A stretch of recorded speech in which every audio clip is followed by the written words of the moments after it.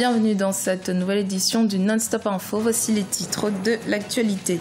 Le 3e congrès ordinaire du parti au pouvoir ivoirien, le RDR, Rassemblement des Républicains, aura lieu à Abidjan les 9 et 10 septembre. Un rendez-vous crucial qui doit marquer le retour du président Alassane Ouattara à la tête du parti. 2018, sous le signe d'une légère embellie économique au Cameroun, le Fonds monétaire international revoit à la hausse ses prévisions de croissance. Et puis au Bénin, la musique Tchinkoumé a trouvé son ambassadeur en la personne de Betcheou. À travers ses compositions, le musicien s'emploie à valoriser ses sonorités.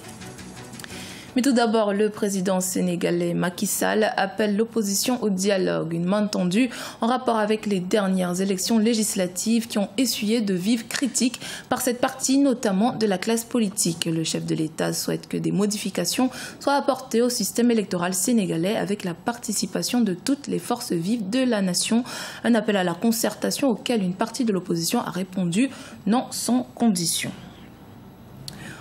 Environ 8500 délégués statutaires sont attendus les 9 et 10 septembre prochains au Parc des Sports de Treichville à Abidjan pour le 3e congrès du RDR, parti au pouvoir en Côte d'Ivoire. Un rendez-vous qui s'annonce crucial pour le parti qui souhaite à cette occasion montrer son soutien au président Alassane Ouattara et ressouder les liens entre les dirigeants et les militants du RDR. Reportage en notre correspondant Olivier Conan.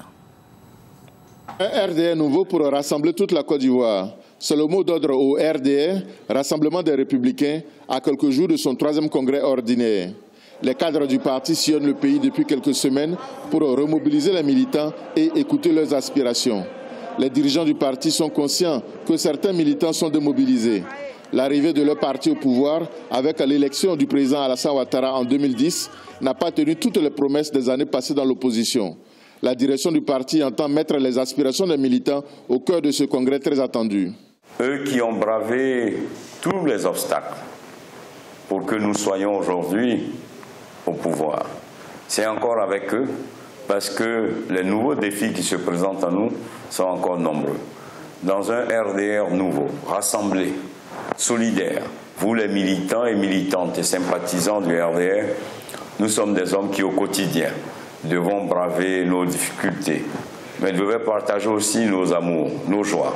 C'est donc ce RDR de solidarité, ce RDR fort concurrent que nous devons construire ensemble. Créé en 1994, le RDR est arrivé au pouvoir en 2010 grâce à l'alliance avec le PDCI, Parti démocratique de Côte d'Ivoire, au sein du RHDP, Rassemblement des oufouettistes pour la démocratie et la paix. Pour les dirigeants du RDR, la force de leur parti sera bénéfique au RHDP. C'est donc un RDR nouveau qui va donc rassembler les militants, militantes et sympathisants pour que, autour d'Alassane Ouattara, nous offrons à la Côte d'Ivoire, cette Côte d'Ivoire rassemblée, parce que le RDR se veut un parti fort, pour un RHDP fort, mais surtout que le RDR, au sein de ce RHDP fort, veut aller au-delà du RHDP pour rassembler tous les Ivoiriens. 65 000 militants sont attendus au 3e congrès du RDR les 9 et 10 septembre à Abidjan. Le moment fort du congrès sera le retour du président Alassane Ouattara à la tête du parti. Un plébiscite annoncé qui doit sonner le réveil du RDR, désormais à l'écoute de ses militants. Un report de la présidentielle de décembre 2017 en République démocratique du Congo est plus que jamais envisageable. Force est de constater que malgré l'accord de la Saint-Sylvestre qui avait accordé un sursis d'1 année au chef de l'État Joseph Kabila pour organiser l'élection de son successeur, le processus n'évolue pas. La SADC, de son côté, juge irréaliste la tenue des scrutins avant la fin de l'année, un état de fait derrière lequel l'Union africaine s'aligne. Un reportage de Jacques Mboka. L'Union africaine a pris acte de l'éventuel nouveau report des élections en République démocratique du Congo. Après une réunion consacrée à la RD Congo tenue par le Conseil de paix et sécurité de cette instance à Addis Abeba, l'UA a rendu public ce jeudi 31 août 2017 les conclusions de sa réunion. Cette institution estime que l'organisation des élections à la date qui sera fixée par la Commission électorale nationale indépendante à l'issue du processus d'enrôlement est la meilleure option pouvant garantir les succès des scrutins, une position qui conforte le gouvernement congolais. La République démocratique du Congo est membre de cette grande famille de l'Union africaine. La CENI est en train de faire un travail remarquable. D'ailleurs, vous avez vu au jour d'aujourd'hui, on est presque à 41 millions d'enrôlés. Et sur le plan technique et financier, nous rencontrons certaines difficultés. C'est pourquoi on est en train d'envisager, donc ce n'est pas encore rendu officiel, mais on est en train d'envisager s'il le faut pousser un peu les élections l'année prochaine. Si la position de l'Union africaine conforte le pouvoir en place, elle suscite plutôt colère et indignation du côté de l'opposition et de la société civile pro-opposition. Celle-ci exige la publication du calendrier électoral pour la tenue de la présidentielle en décembre, conformément à l'accord de la Saint-Sylvestre. L'institution Union africaine n'a pas pris en compte les attentes et les aspirations des peuples congolais qui souhaitent et qui veulent à tout prix à ce que d'ici le 31 décembre 2017, qu'ils puissent avoir un autre président qui doit remplacer le président Joseph Kabila. Le rassemblement de l'opposition de la mouvance Félix Tshisekedi, qui s'insurge contre la prise de position de l'UA, avait projeté un meeting ce dimanche 3 septembre pour notamment exiger la tenue de la présidentielle en décembre 2017. Un meeting non autorisé par le gouverneur de la ville qui a évoqué une demande similaire sollicitée par l'autre aile du rassemblement, dirigée par Olenga Nkoy, président du Conseil national de suivi des accords. Loin des 4% de taux de croissance projetés pour 2017, le Cameroun devrait enregistrer de meilleurs taux en 2018. Le FMI table sur une croissance de 4,2%, des perspectives très optimistes dans le sillage de la reprise de l'économie mondiale. Reportage de Chérif Ousmane Bardonka.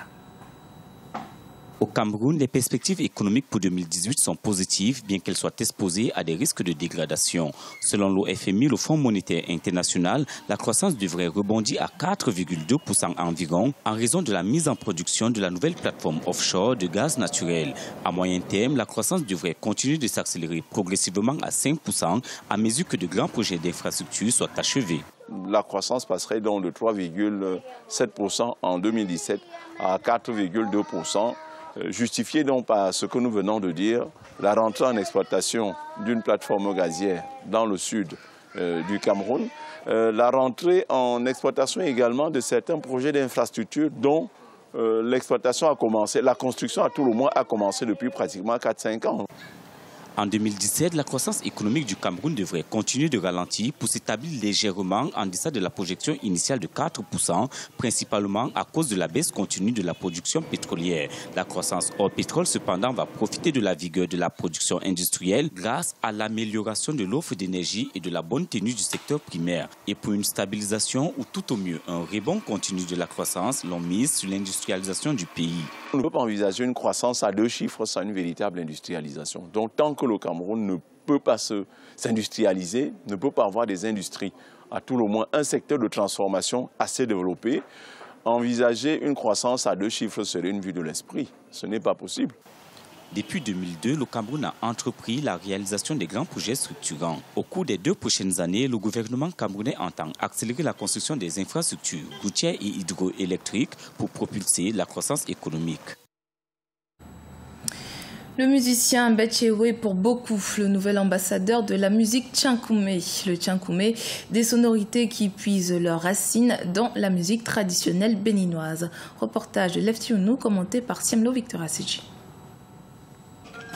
Au Bénin, l'artiste de la musique traditionnelle Gbetcheou promeut le rythme musical Tchankoumé. Dekossi Florent alias Gbetcheou a été bercé depuis son enfance par le rythme traditionnel Tchankoumé de sa commune Savalo. En effet, cette sonorité traditionnelle a vu le jour grâce à Feu Adisso et relayée au fil des années par le chanteur traditionnel Feu Alokon. Suivant les traces des pionniers, Gbetcheou a décidé aussi de faire carrière dans la musique traditionnelle en revalorisant ce rythme depuis 1992.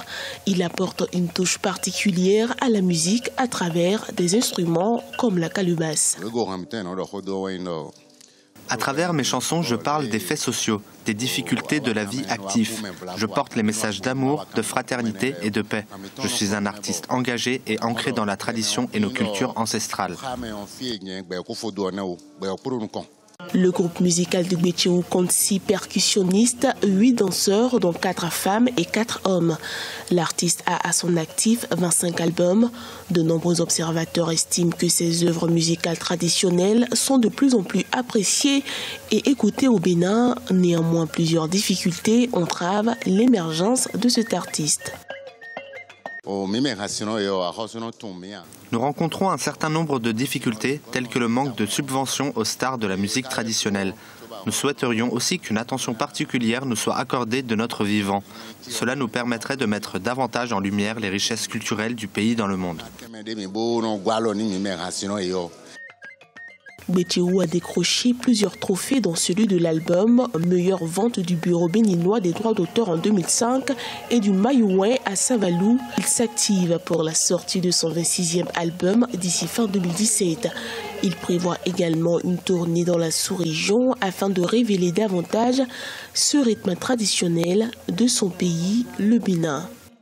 Nous allons accueillir donc...